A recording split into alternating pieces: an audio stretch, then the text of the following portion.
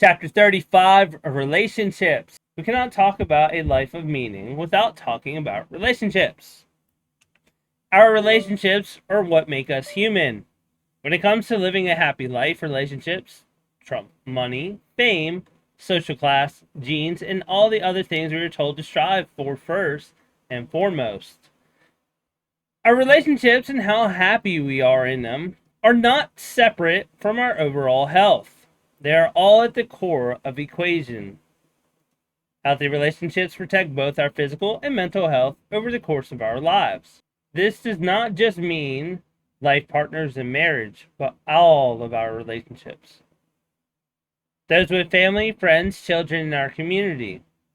This comes up in both the scientific data on various health measures and biological indicators, but also the narratives of real people.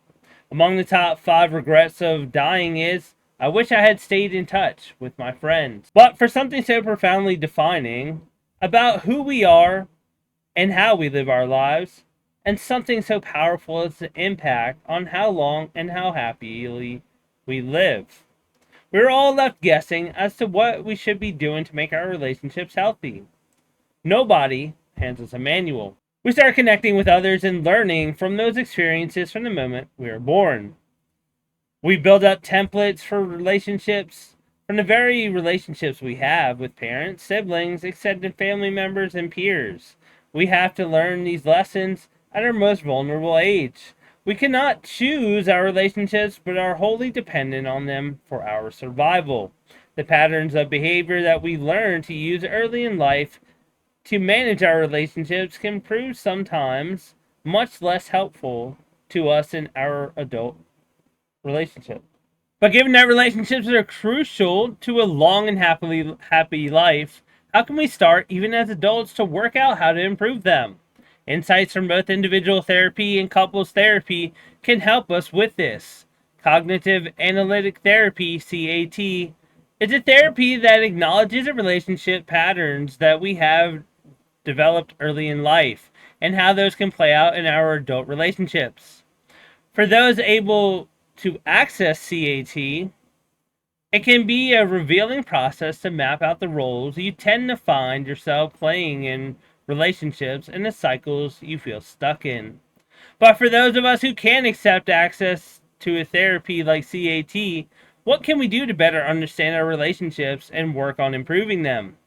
First, it is important to point out that some of the myths that we are led to believe by popular culture that can leave us feeling that we are getting things seriously wrong. Most of these myths stand for both intimate relationships and others with families and friends. So relationship myths. Love shouldn't be hard. The idea if someone is right for you, then you two can drift off into the sunset and everything should be fine all the time has no bearing on real life and leaves most people feeling dissatisfied with their relationships. A long lasting relationship is not a gentle boat ride that drifts downstream. You have to pick up the oars and make value based choices and actions about where you want to go with it. Then you have to put it in the work. Those actions have been repeated consistently. If you spend more time drifting than purposely choosing and working on it, things can go off course. Be as one. In a relationship or a friendship, it is perfectly okay to disagree. You don't have to be on the same page about everything all the time. You are two different people, each with your own sensitivities, background experiences, needs, and coping mechanisms. If you truly open up and connect with another person, you will undoubtedly discover parts of them that you need to tolerate and accept in order to nurture the relationship over a lifetime. Be together always. Whether it's a friendship or an intimate relationship, it is okay to enjoy spending time apart. You do not have to become two parts of the same person. You are two separate and unique individuals, and nurture the aspects of yourself that make you different does not need to threaten a relationship. This relationship myth compounds our fears of abandonment and prevents many people from allowing their partners or themselves to develop and grow as individuals within a relationship.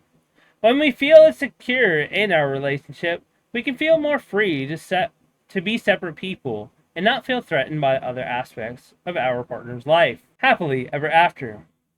From fairy tales to Hollywood movies, the story always ends as the relationship begins. As if the journey is only finding the perfect person after that endless happiness. A relationship is a journey that will naturally meet with many twists, turns, and bumps in the road. The strongest of relationships will have down days, periods of disconnection, and disagreement. There will always be times when one or more partners face failure, or huge loss, or illness, and pain. There will be times when you will have mixed emotions, or you feel less passionate about them than before. There will be times when one or both partners feel confused about what the other person wants or needs. There will be times when we get things wrong because the other person's pain, and that causes the other person's pain. If we buy into the myth of happily ever after, we will make ourselves vulnerable to assuming that this relationship just wasn't meant to be and end it without realizing that all relationships hit bumps in the road. When they knock you over, getting back up and coming back together is possible. Relationship success means staying together at all costs. Relationships has a potent effect on our health and happiness, but merely having a relationship is not enough.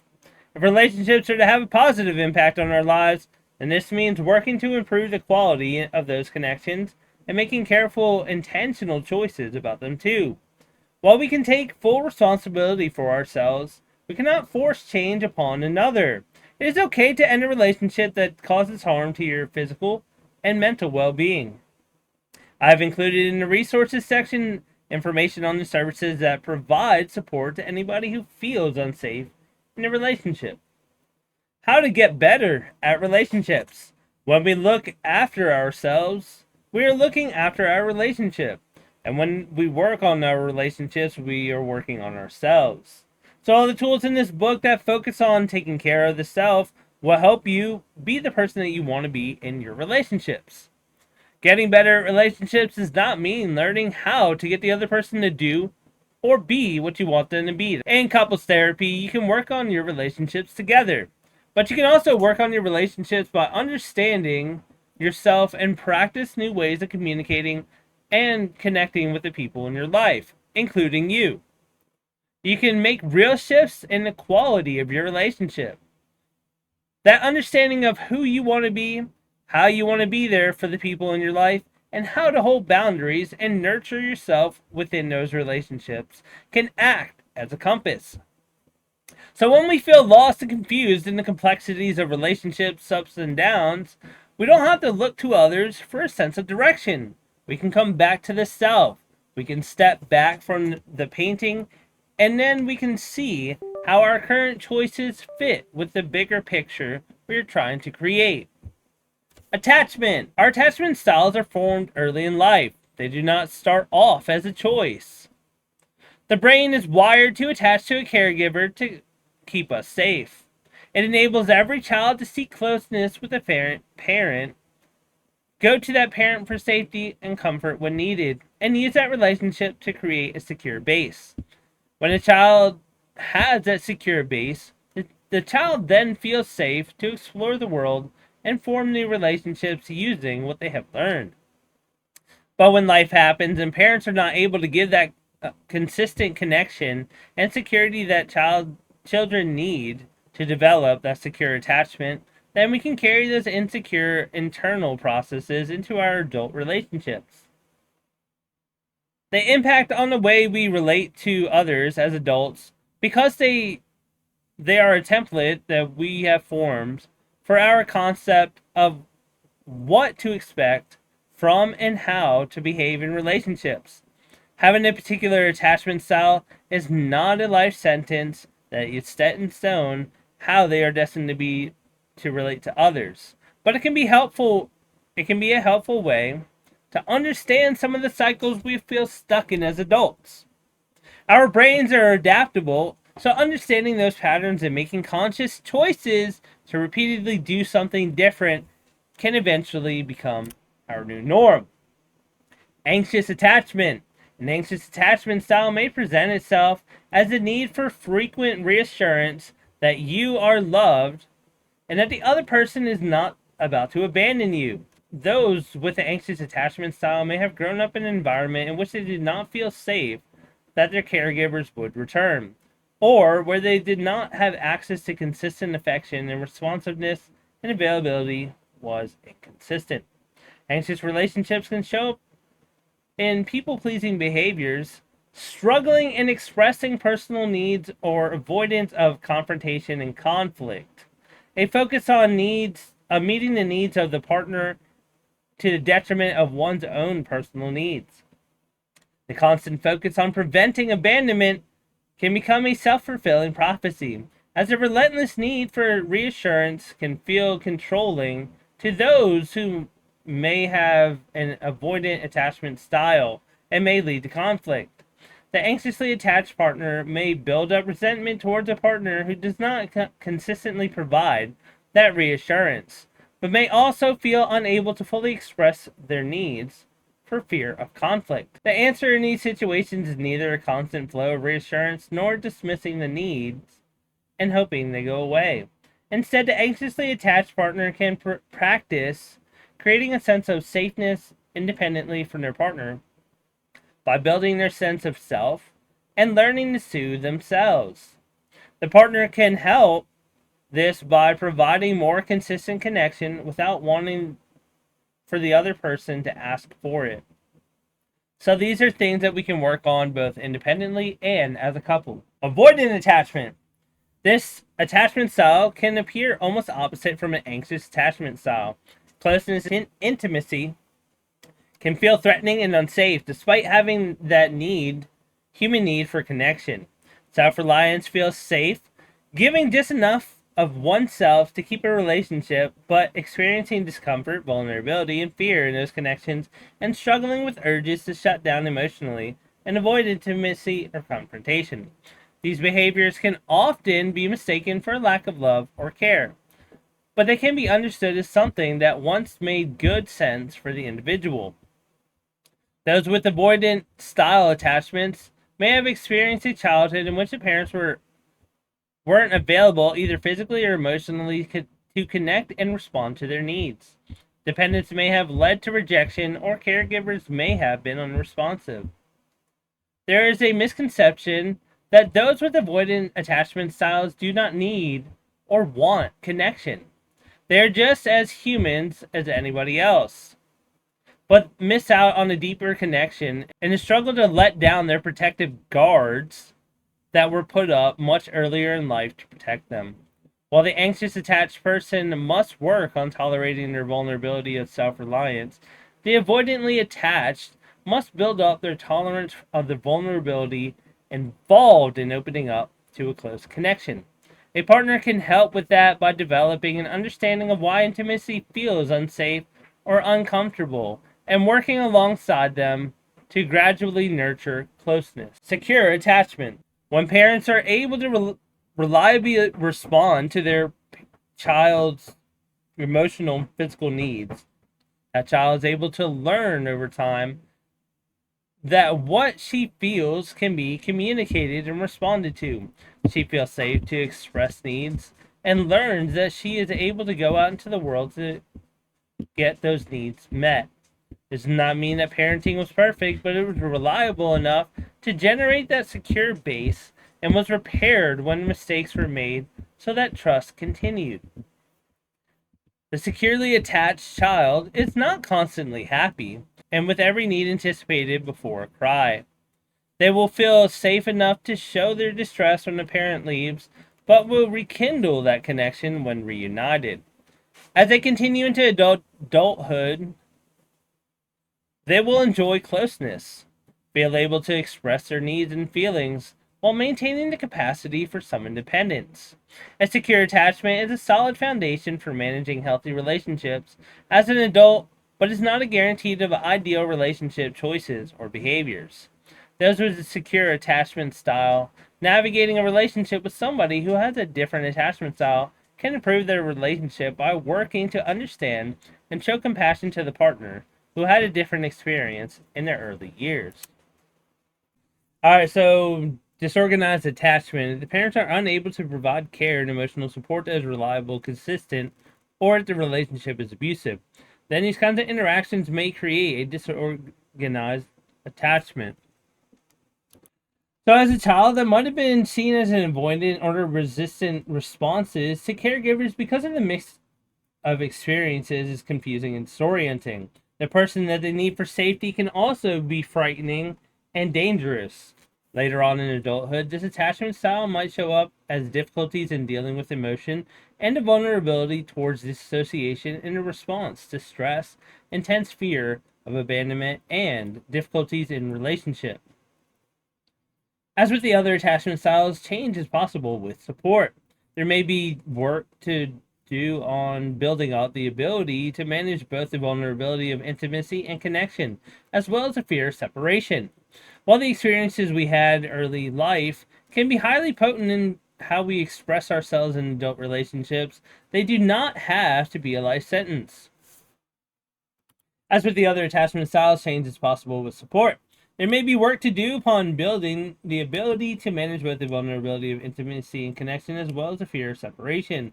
While the experiences we had in early life can be highly potent in how we express ourselves in adult relationships, they do not have to be a life sentence. Learning about ourselves and those we are closest to is the work of relationships. Recognizing and building an understanding around our own patterns of relating, as well as those of the people we may be in a relationship with, is a big step towards improving our relationships and increases our chance of being able to step back from personalizing the behavior of others and making conscious choices that can help you both build a close and trusting connection that enhances both of your lives. So, how can we put this into action? What can we do to start improving our relationships today? As with most things, there are no quick fixes. Creating anything that is long lasting is not about one big grand gesture that will make everything okay. It is about making those seemingly small, everyday choices and conscious and intentional. It's about reliability and consistency trying to navigate towards your values. The way to ensure that everyday actions are led by intention rather than reactive. It is okay to step back every now and then and reflect on how you want the picture to look. Relationship researcher John Gottman suggests that for both men and women, the overriding factor that determines how satisfied they feel in a relationship by 70% is the quality of their friendship. So, actively focusing on how to develop friendship and working on what it takes to be a better friend is a good idea. When we work on building the quality of friendships, we might do the same by regularly enjoying each other's company and working hard to maintain mutual compassion and respect for each other. Getting to know each other in the finest detail, finding ways to express appreciation and care in everyday life.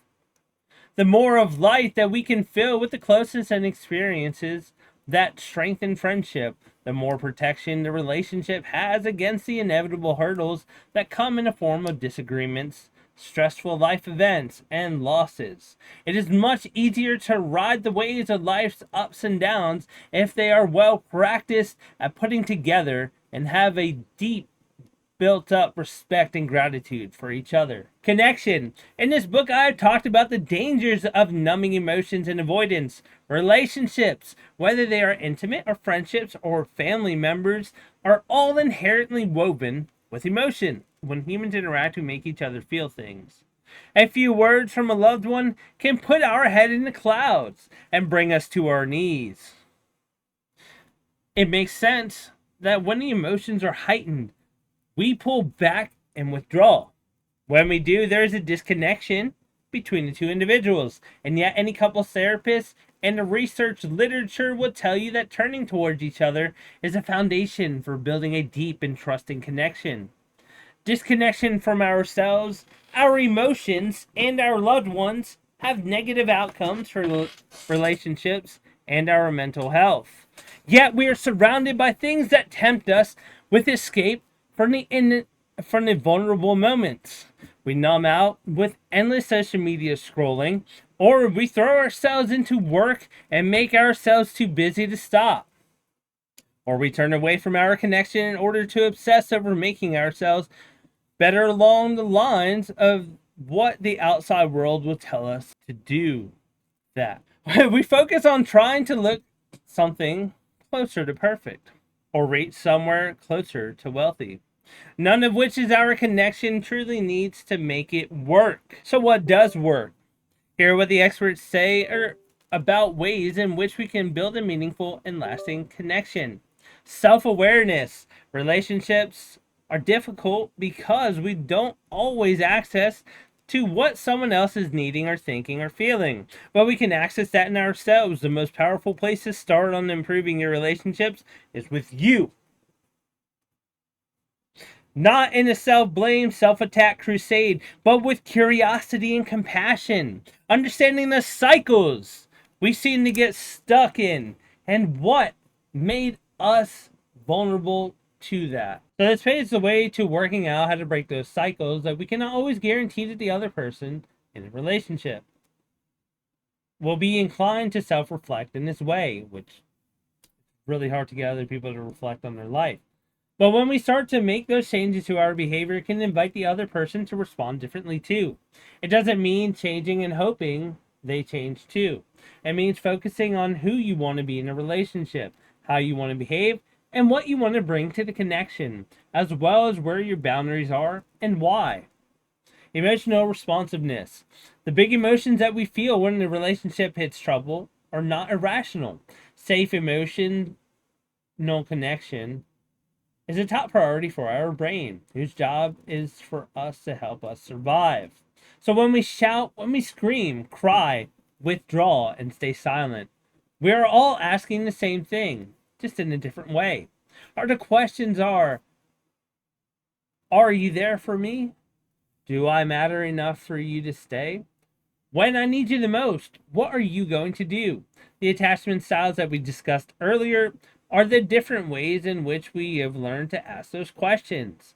When we sense that we have lost our connection, our brain sets the flight or fight alarm bells ringing, and we start doing whatever we can to feel safe again. For some of that is aggression. For others, it is backing off and hiding, or bringing down the emotional shutters and not letting on that you care at all. Once we get into a cycle of attacking and pulling away, it feels almost impossible to put back together, despite the fact that the disconnection has caused the distress. In her book, Hold Me Tight by Sue Johnson, professor of clinical psychology and expert on emotionally focused couples therapy, suggests that if we don't reconnect, we continue feeling isolated and distant. The only way to move back, the only way back is to move emotionally close and reassure the other.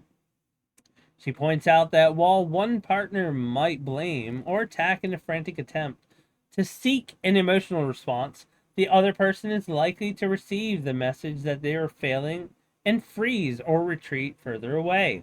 To remedy this, we can practice tuning into our partner's bids for connection and attachment needs. This is this is easier said than done when overwhelmed with emotion.